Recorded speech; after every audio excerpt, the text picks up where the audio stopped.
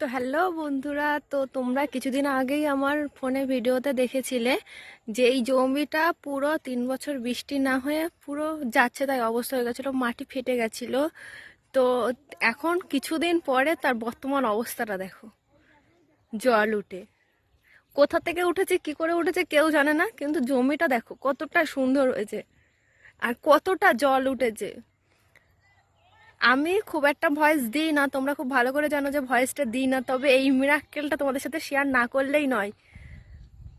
কারণ তোমরা যখন আমার যারা আমার ভিডিওটা দেখো তারা খুব ভালো করেই জানো যে আমি কিছুদিন আগেই পোস্ট করেছিলাম যে 3 বছর বৃষ্টি না হওয়ার কারণে জমির অবস্থাটা কি হয়েছিল। তো এখন আমি বর্তমানে এই জমির অবস্থাটা দেখে এখন একটাই কথা আমার মনে হচ্ছে, যেটা তোমাদের সাথে আমি শেয়ার না করেও পাচ্ছি না, যে এইটা জমিটা দেখে আমার এই কথাটা খুব মনে হচ্ছে যে উপরালা বলেও কেউ কিছু আছে।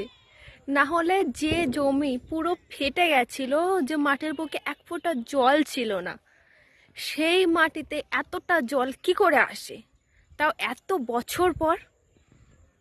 কেউ জানে না এর রহস্য যে কি করে আসলো জলটা। না এতে জল ফেলা হয়েছে, না এতে মোটর সিস্টেম করে জল দেওয়া হয়েছে, কিচ্ছু করা হয়নি। এই জলটা আপনি থেকেই উঠেছে এই জমিতে। এই মিরাক্কেলটা তোমাদের সাথে শেয়ার না করলেই। তো এরকম আরও মিরাক্কেল দেখার জন্য, এরকম আরও নতুন নতুন ভিডিও দেখার জন্য আমার পেজটাকে সাবস্ক্রাইব করে দিও আর আমাকে ফলো করো। তো আজকের মতন টাটা।